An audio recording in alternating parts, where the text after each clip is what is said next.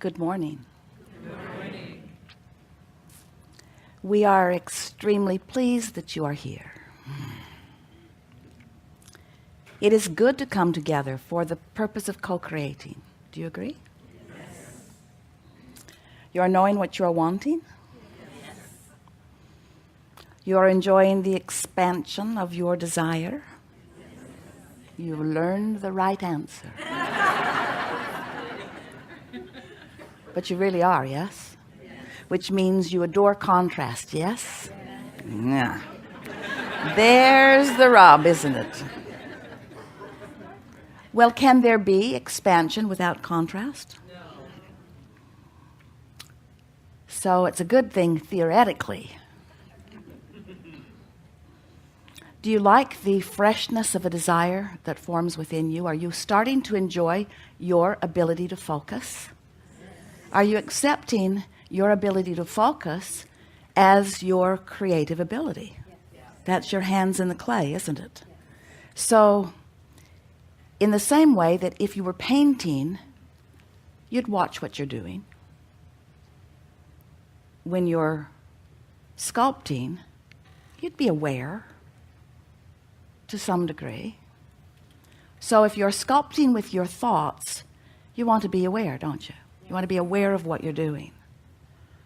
Esther really appreciates the little bumps on the side of the road because they make her aware sometimes when she's not.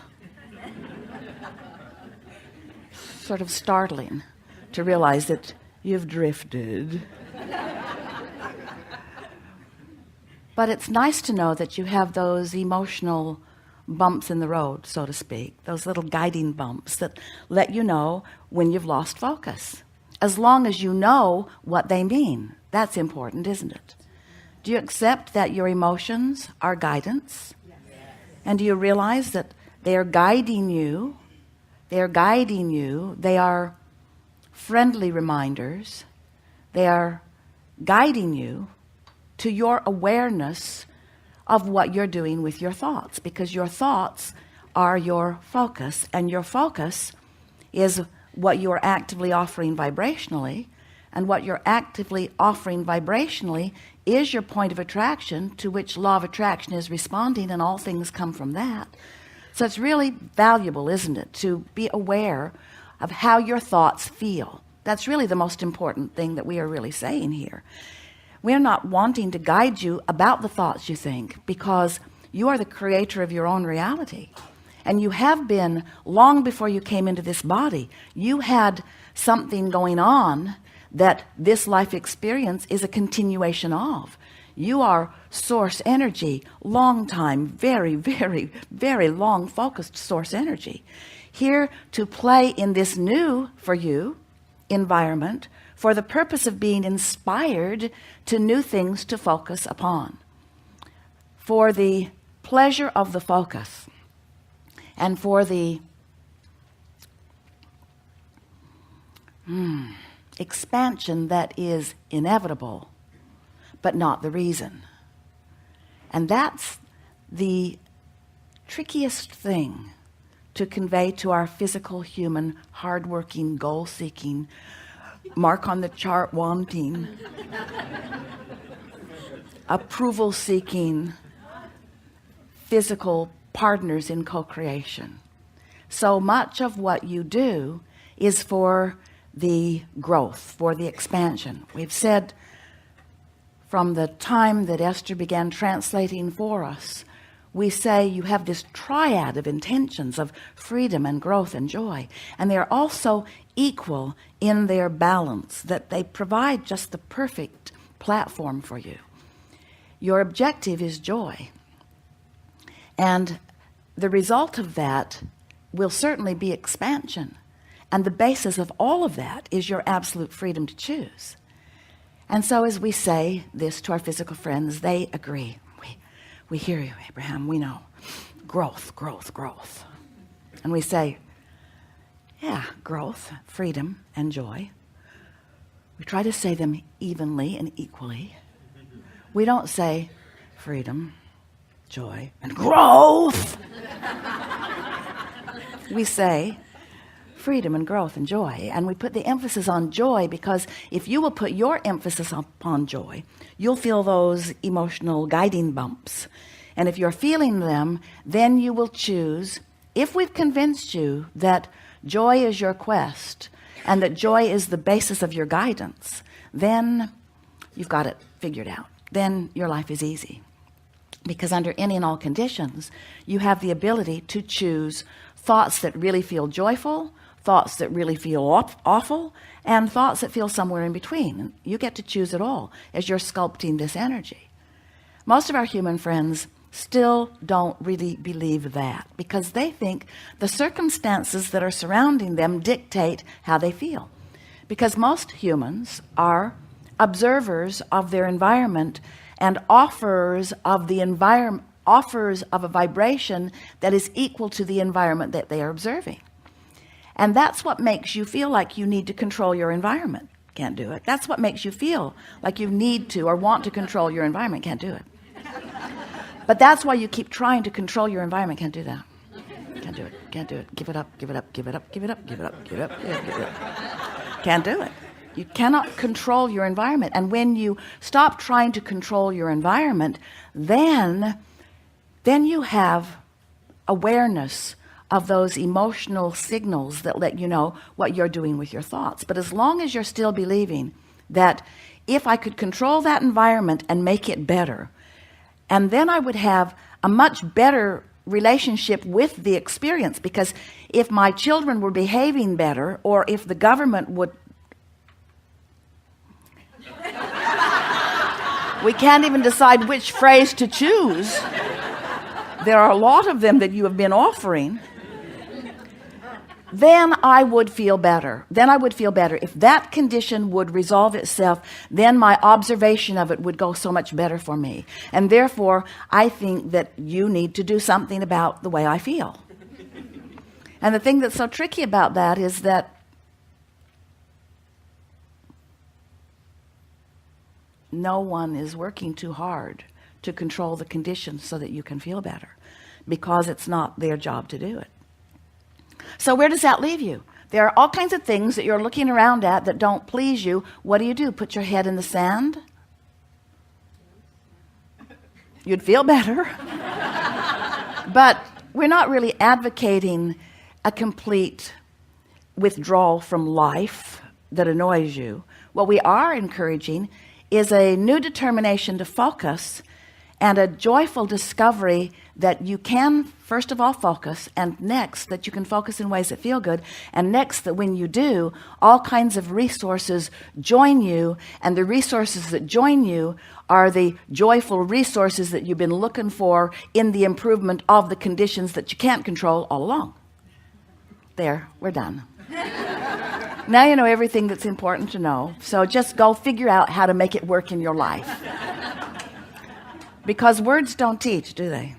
It's only life experience that gives you your understanding. And sometimes we are fortunate enough that we can hit on some words that are meaningful because you've just lived something that makes what we're saying brighten for you, or what you've just lived brighten for you. And that's the advantage of coming together in these collective forums where we can chew together.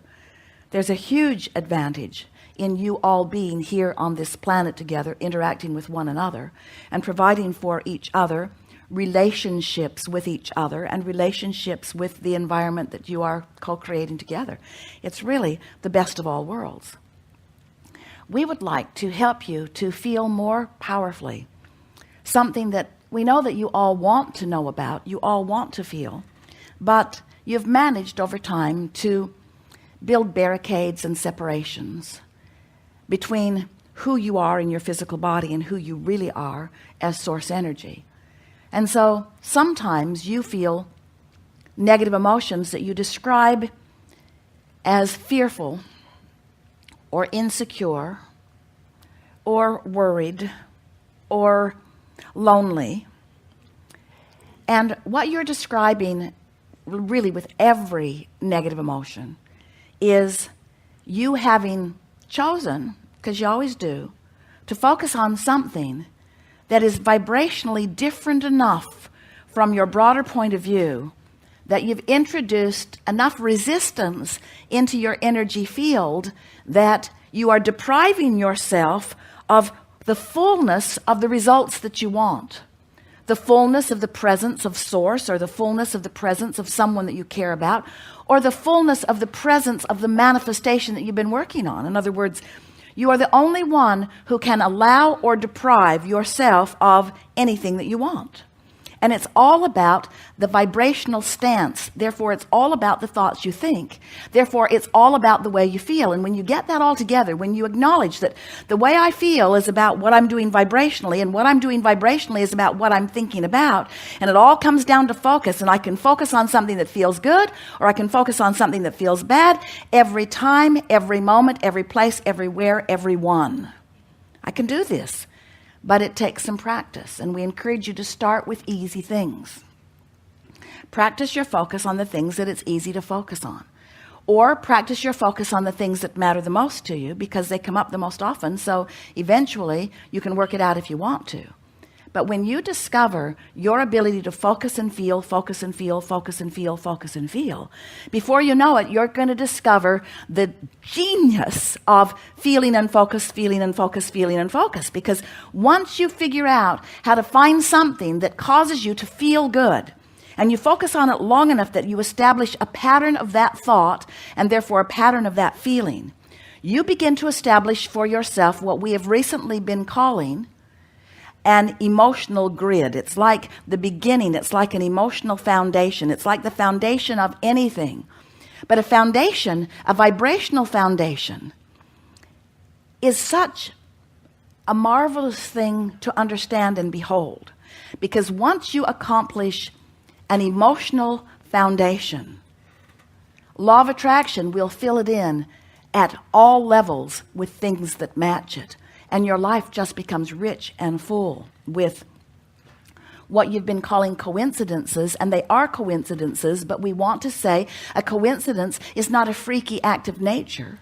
It's not a lucky happenstance. A coincidence is an incidence that is cooperatively happening because of the cooperative components that are coming to you in response to the vibrational offering that you're offering. In other words, these coincidences mean converging. It means coming together. It means aligning with things that match how you are dominantly feeling.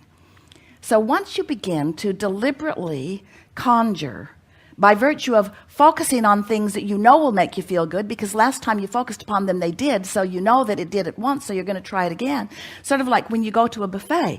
Really, you're really good at this. When you go to a buffet and you get something in your mouth that is horrible, do you keep going back and trying it again? Oh, I'm going back with my plate. Why? Because it was awful, and I'm going to try to train it into something different. It was just horrible. Your parents tried that with you. Just try this thing that you spit out the last 5 times. I know in time you will grow to love it, they say to you. And you knew before you could even speak that that was nuts. You knew that you had the ability to differentiate between what you wanted, what tasted good to you. And we want you to acknowledge that there are thoughts that don't taste good and there are thoughts that do. And if you will let your vibrational palette, your emotional palette, be as evolved and as picky as your palette relative to food, you'll just do fine with all of this. So you start with things that you know taste good, vibrationally, emotionally, and you focus upon them, and you use that focus with the deliberate intention of establishing an emotional grid that we promise you will fill in with more details.